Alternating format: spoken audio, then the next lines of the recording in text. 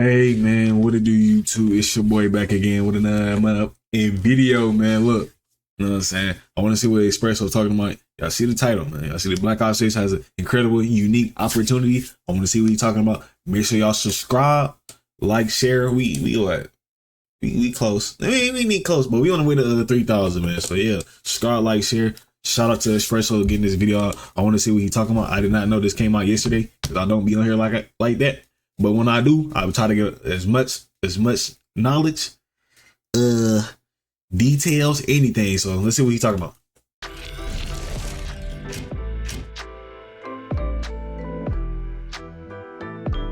So for better or for worse, Black Ops 6 has a lot of expectations, but to me, there's a few things that aside from basics in gameplay and what people ask for every single year, there's a few things that can separate this game from being a game to being a great game.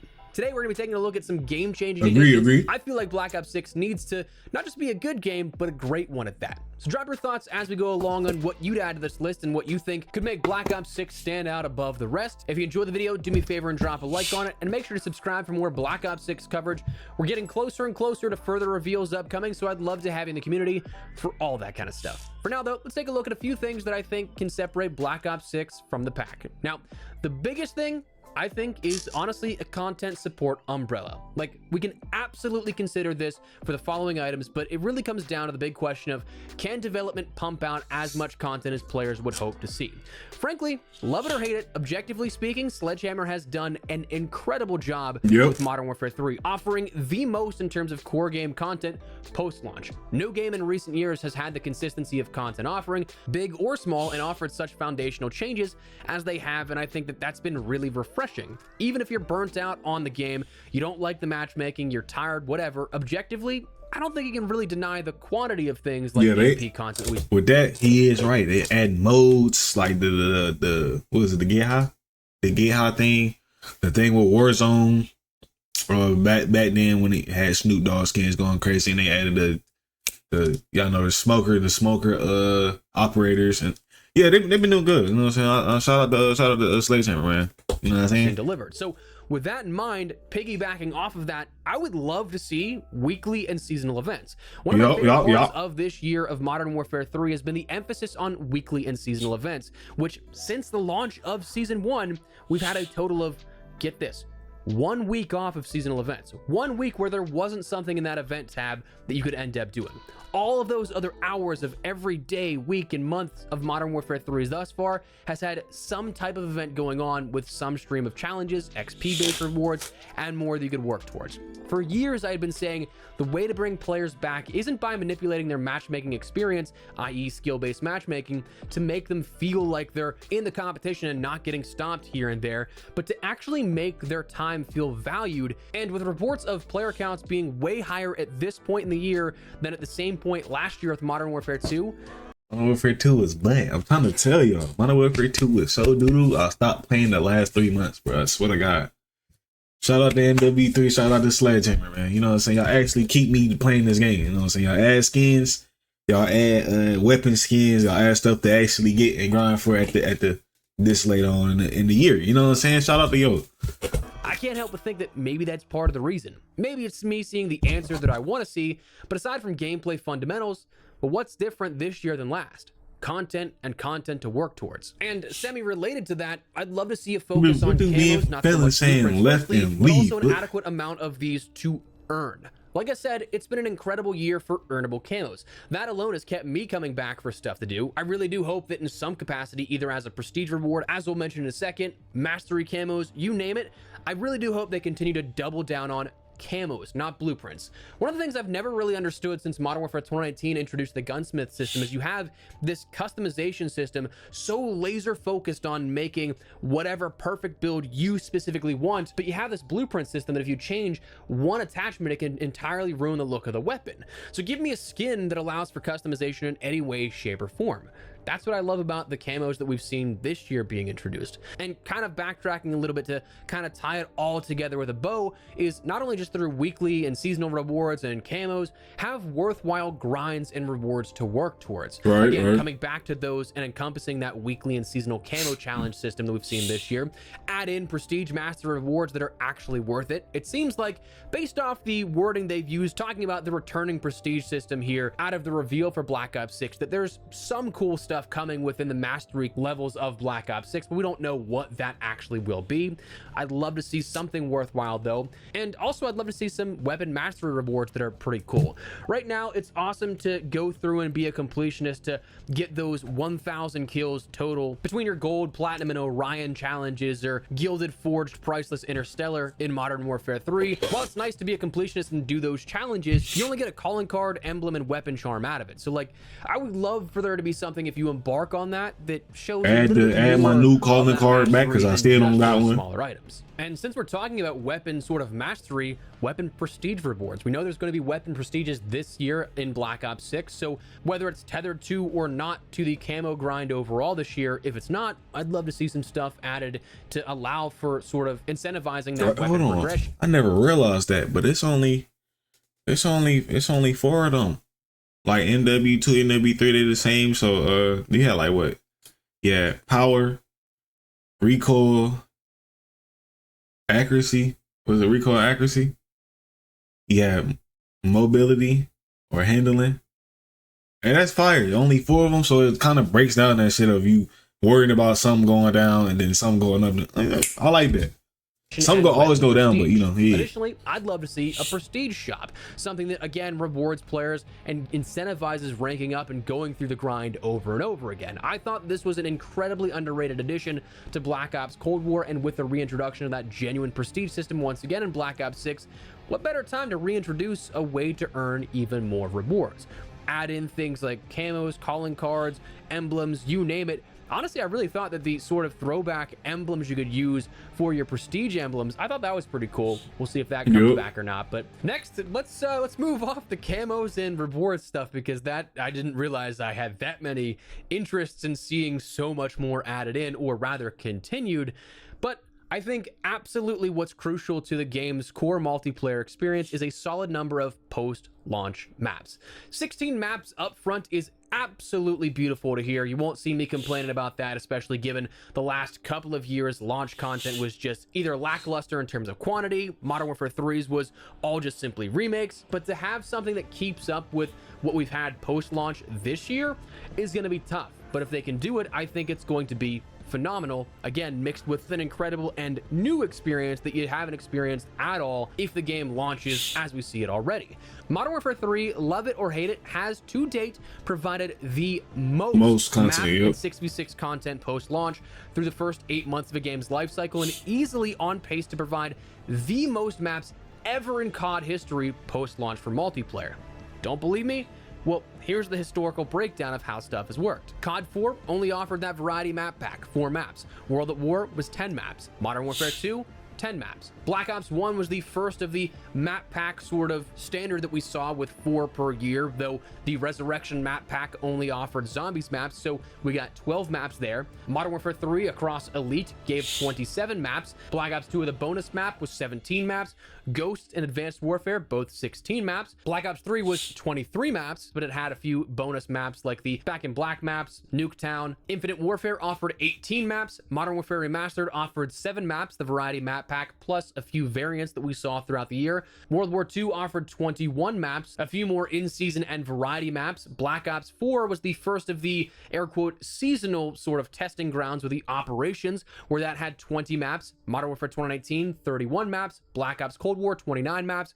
Vanguard, only 11 maps because that game just shouldn't have existed. That was a filler year, if anything else. Modern Warfare 2 was 28 maps, and through 4 seasons, Modern Warfare 3 has already provided 26 maps. So with only needing 5 more maps across 2 seasons, Modern Warfare 3 is on pace to, and I would imagine, ends up through variant maps, new maps, and 6v6 offerings in season being the most that we see in COD history. So Black Ops 6 has quite the shoes to fill in regards to keeping up with that pace. We'll see if that happens or not.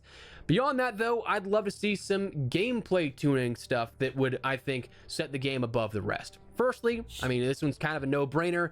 A lessening of skill-based matchmaking. This is probably #1 for so many people, but honestly, I'm not expecting much to change, and as a result, it's further into this video than smack dab in the front of the list. It's a wish, but I'm afraid that it's not gonna actually happen. I'll be candid here. I found XDefiant and still find XDefiant very refreshing because of this, and not even because of the whole like, oh, I want to crush noobs every game or something like that. I mean, I do find myself performing way better match over match than I do in Call of Duty, but just because the matchmaking feels natural. It's something that doesn't feel manipulated at all, and I get it, you want to protect your casual player base. See, yeah, they want to protect the little bums, but at the same time, you have to the experienced players, the actual good players, not the ones that think they good, the ones that know when they messed up, you know what I'm saying, the ones that take accountability, all that type of stuff, the ones that actually know they good at it, bro. You gotta let them breathe. So if they really going crazy, let them really go crazy. Don't tune things because they were busting ass. Just don't do that. That's the thing. That's my only problem with skill-based matchmaking. You'll shoot somebody, and it's not consistent. The match is not consistent throughout the whole thing. You know what I'm saying? That's my only problem. Playing against good players, I don't give a fuck. You know what I'm saying? You gonna play against bots, play against people that think they good, and then play against really good players and play against the average. You gonna play against the whole thing. But my only problem is that, you know what I'm saying, y'all be one dude, 4 shots, get him out of here. Next dude, you know, shot him 5 times, he's still walking around. It's a real problem. So that's my only thing, man. Base. Make it feel natural. Even with XDefiant, I've seen comments where it's like, wait, you're asking for skill-based matchmaking back. So I get they want to protect their casual base. That's how they make their money, how they keep players around. And I get it's a way to, air quotes, improve when you're consistently playing players of a similar caliber. But when you simply play based on ping connection to a lobby and you throw all those predetermined algorithms out the window, brother, it's a better experience. Insane how easy the game gets if you're a good player and how much more enjoyable in terms of connection at That's the same shit I say basically. You know what I'm saying? Matchmaking made me compete in regular matches, but good lord, when you actually have variance in lobbies, it is so much more enjoyable. If you're a good player, you're gonna stomp more often than not, sure. But you're still going to have those matches where you can't do it all yourself, where you're dropping 50 kills in a TDM and you still lose. That happens. Yeah, and that's usual. That's just Kai. You know what I'm saying? Like, you going crazy, look at your teammates, they all negative. I don't want to go through that again. You know what I'm saying? Then some people you don't kill. You know what I'm saying? Y'all tweaking my game, bro. Like, you know what I'm saying? Of course, some games I'm not going to play how I want to play. You know what I'm saying? I'm not going to stomp the yard. You know what I'm saying? But then, most time, I'm going to stomp the yard. You know what I'm saying? So, like, usually I'm a 4KD player. Really a 2. You know what I'm saying? If I go really stupid, you already know I'm getting that 4. You know what I'm saying? If I get the streaks work this year, definitely I'm going crazy. You know what I'm saying? 4KD, you know what I'm saying? I put in that work for that motherfucker. Yeah, bro, but just made the game. If the game mostly feel natural, we're gonna have the best experience. Even with the skill-based matchmaking, that's the problem with it. It's just not natural. It don't feel natural because you're dying to people you should not be dying to. With Cold War, it feel like even if it was somebody who was good, if you shoot them first, you guaranteed to get the kill, man. So they do the connection. You can have the skill-based matchmaking in there. Just either for the other people, tone it down a little bit because you know they gonna be I'm getting pooped over. Everybody's sweating. Just because he's side canceling over there don't mean he's sweating.